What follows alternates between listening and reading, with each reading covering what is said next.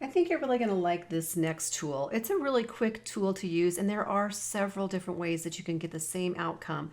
But if you don't have a whole lot of time and you just want to lighten up some areas that might be in the shadows, or a lot of people say, my son was wearing a baseball hat and his face was really, really dark.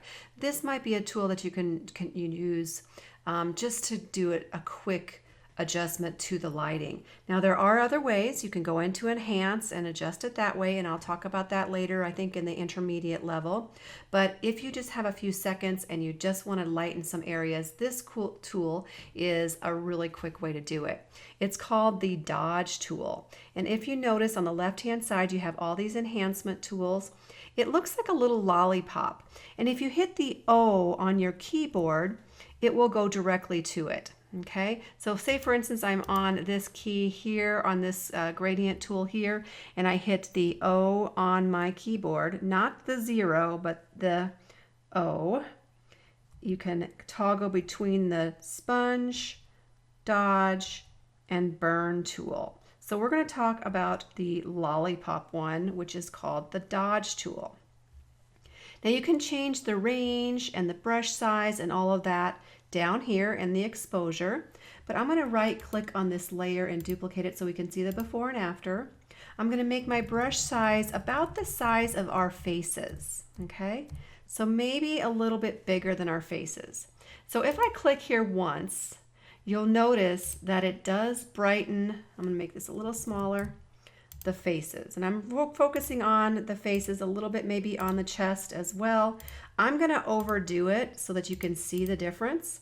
You might even just do a little bit on the arm there, but here's the before, pretty darn dark, and here's the after. Not the greatest, but it works pretty good if you're going to be having smaller photos.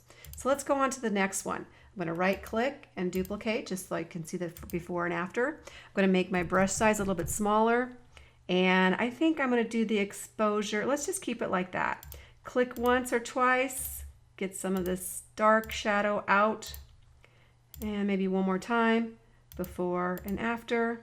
Then you would go ahead and save it off. Here's another one. His face is a little dark, so let's just go ahead and make it about the size of the face. Click once and it brightens it up just a little bit. You don't want to overdo it because then it starts looking faded out. And here, let me just overdo it so you can see. That's way too much. So I'm going to go Control Z, Control Z, Control Z, and you can go Control Z. That means undo as many times. Maybe, I'm not sure, up to 12 times maybe. I think it's one of the settings in there, but you can Control Z a lot. So if you don't like it, then you can undo it. Now, if you wanted to save this, you can go File, Save As, and we'll talk a little bit more about saving. And then you would either you can save it as a TIFF, JPEG. We'll talk about formats here towards the end of the class here in the intro class. But then you can resave it. Let's just save it Lighten, JC, and then save. I'm going to save it the highest, maximum, click on OK, and now I have both copies. I have the old one and the new one. Here's the lightened one, here's the old one. So now you have both of those copies. You always kind of want to save as, mainly because you want to keep that original. So there's a way, one way to lighten up shadows. If you would like to see more of these short videos, be sure to check out all the ways to stay connected by hitting that pause button and jotting these down, or they might be on this side, or they might be down below. So if you would like to find out more about our memberships, you can also go to naods.com/special. We do have some great specials going on right now, so be sure to go there. And as always, if you have questions, comments, concerns, feedback, whatever, go ahead and post them below. I love getting comments on these videos, and if you have any suggestions on upcoming videos, let me know what that could be too. I'm Michelle Stelling, the founder of the National Association of Digital Scrapbookers, and thanks so much for watching. Have a great day.